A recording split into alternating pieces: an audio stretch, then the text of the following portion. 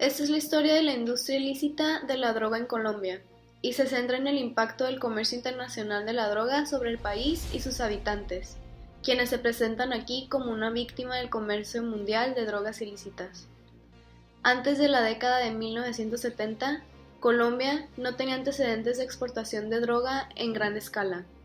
Solo se convirtió en uno de los más importantes actores cuando llegaron contrabandistas estadounidenses al país a comienzo de esta década, y comenzaron a pagar altos precios por la marihuana producida en Colombia. No solo era el tráfico de la marihuana, sino también de la cocaína, la cual con el tiempo se volvió una de las más famosas. Todas estas ocasionaron un tsunami de dólares ilegales en el país, que alimentó todo tipo de delitos. Los niveles de criminalidad y violencia aumentaron constantemente y para fines del siglo XX los colombianos se preguntaban si instituciones nacionales podrían soportar el desorden financiero por flujo masivo y apariencia interminable del dinero proveniente del tráfico de drogas. Para cuando los colombianos comenzaron finalmente a enfrentar la crisis de manera efectiva, después de 1990, más de 300.000 personas habían muerto a causa de actividades relacionadas con el narcotráfico. El narcotráfico en Colombia surgió de muchas desigualdades entre personas y distintas clases sociales. En los años 80, en Colombia, no había muchas oportunidades de empleo, estudio ni salud, y sobre todo la corrupción política. Los 5 personajes principales de los cárteles de Colombia fueron Pablo Escobar, Carlos Letter, los hermanos Ochoa y los Rodríguez Orejuela. Estos son los que comenzaron con el narcotráfico en Colombia. El fenómeno de cultivo, tráfico y consumo de marihuana empezó a ser una realidad preocupante en el país a partir de 1970. Para esta fecha el tráfico de marihuana comenzó en las grandes ciudades a través de rutas terrestres y en cantidades pequeñas posibles de ocultar en cargamentos de alimentos. La coca, antes de 1970, solo tenía presencia en el país para fines rituales o medicinales en los indios paeses en el Valle de Cauca. Es a partir de esta fecha que comienza a ser sembrada en la región andina para exportarla al mercado internacional por su alta demanda. En 1977, como consecuencia y 3 años después del decreto, la Policía Especializada Antinarcóticos, creada por el decreto 1118 en 1974, no era suficiente para controlar y luchar contra el tráfico y cultivo de marihuana y coca, por lo que las fuerzas militares reforzaron las operaciones. Colombia comienza entonces a figurar en el panorama internacional como país exportador. La ampliación del mercado de la marihuana, como consecuencia de la guerra de Vietnam y de los movimientos juveniles pacifistas, llevó al producto colombiano a las calles norteamericanas por diversas vías y algunas tan sencillas que simplemente removieron un cultivo artesanal y desplazaron el producto en bruto y en las pequeñas cantidades aprovechando la ingenuidad aduanera de entonces. Se unieron históricos buscadores de esmeraldas y contrabandistas que encontraron en la marihuana una mejor perspectiva para su enriquecimiento fácil. Las ganancias permitieron mayor independencia y se utilizaron aviones que decolaban en horas nocturnas el aeropuerto Samario Simón Bolívar o de pistas clandestinas ubicadas en la costa atlántica. Otras señalaron con nombre propio, aunque sin mucho fundamento, a los principales exportadores de marihuana, los Dávila Armenta y Dávila Jimeno, los La Furia González, Diezid Palacios y Julio Calderón, entre otros. El tráfico ilegal de marihuana, sin embargo, no tuvo extensiones en el tiempo. Hasta mediados de los 70, el principal exportador a los Estados Unidos era México. Por la persecución a los traficantes en este país, que incluyó fumigaciones masivas con paraquat y la seguridad del producto colombiano, la primacia se trasladó a Colombia. Pero la bonanza fue flor de un día. Según algunas fuentes, el consumo de marihuana en el país del norte empezó a descender a partir de 1977, sustituido por la cocaína. Al mismo tiempo, el consumidor empezó a preferir variedades sin semilla, producidas en Jamaica o en el propio Estados Unidos.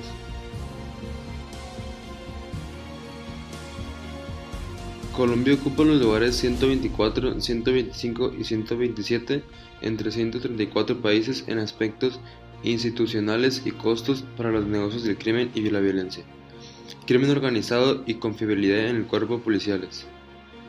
En el indicador final, Colombia queda situado en el lugar 60. El peso del crimen a la hora de tomar decisiones estratégicas es cada vez más evidente. La mayor parte de las sustancias estupefacientes producidas en el mundo se cultiva en países de Sudamérica, Sureste Asiático y Oriente Medio, principalmente Colombia, y después se introduce de contrabando en los países consumidores.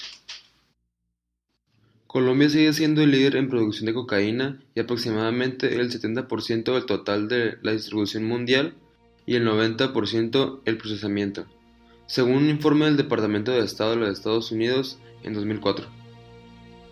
El Cartel de Medellín fue una organización delictiva originada en la década de 1970.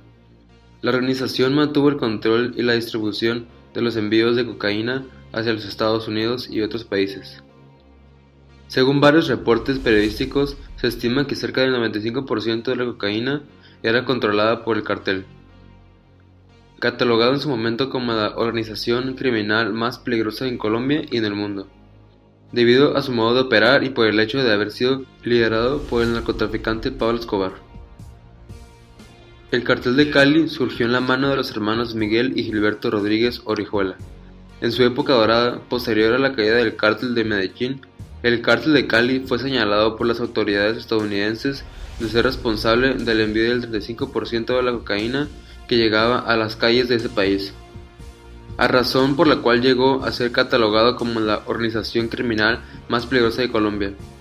Existió desde los años 1985 hasta 1995, cuando fueron capturados los hermanos Rodríguez Orejuela. El Cartel del Norte del Valle operaba principalmente en el norte del Valle del Cauca, al suroeste de Colombia.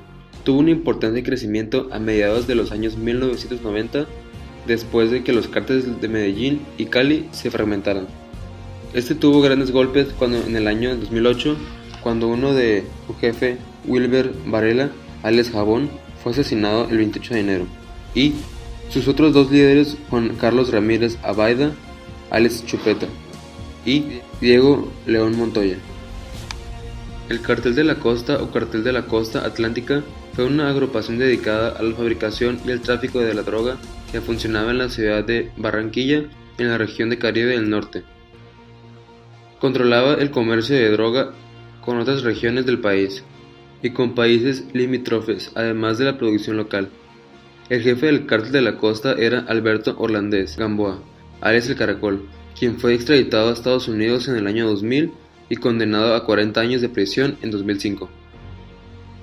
En recientes investigaciones, la captura de uno de los principales capos de la mafia se dio en 1987, luego del aprisionamiento de Carlos Leder, miembro y fundador del Cártel de Medellín.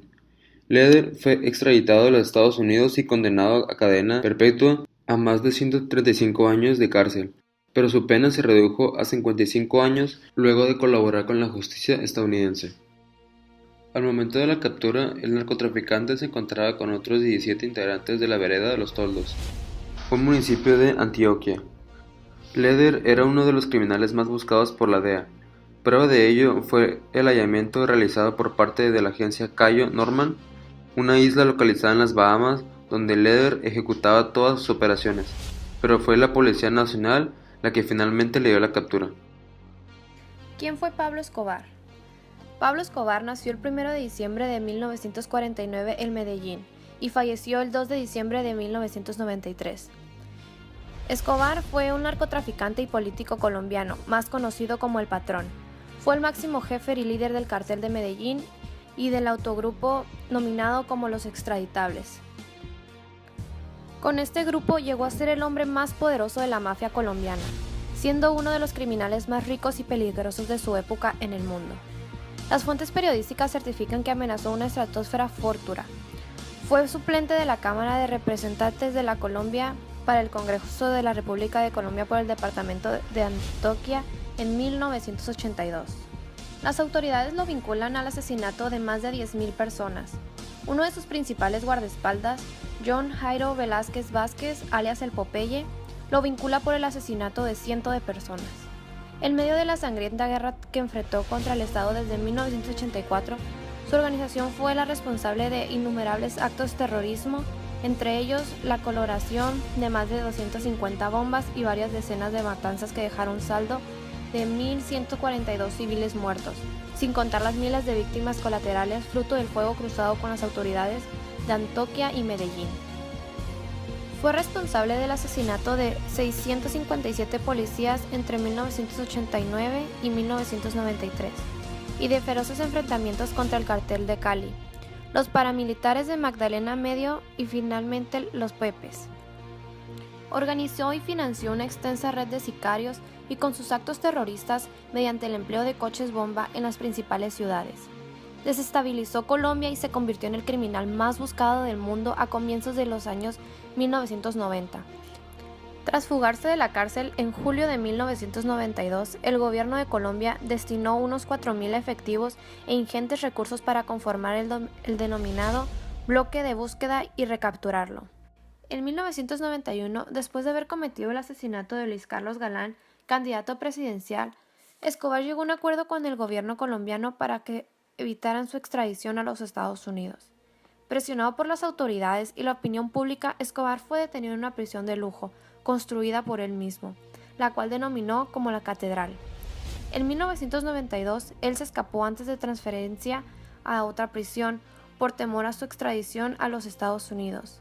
Como él mismo dijo, prefiero una tumba en Colombia a una celda en los Estados Unidos. La guerra contra el narco llegó a su fin cuando un equipo de expertos en electrónica de Colombia, utilizando una tecnología de triangulación de rayos creado por las autoridades de Estados Unidos, encontró a Escobar con la guardia en un barrio de clase media en Medellín. Después de un tiroteo, Escobar terminó atrapado en un tejado y se llevó una andada de disparos. Algunas balas impactaron en su pierna, las otras hacia atrás, pero el fatal estaba cerca de la oreja. El episodio solo queda en algunas fotos que la policía colombiana tomó. Un panzón muerto, tirado, descalzo, Pablo Escobar.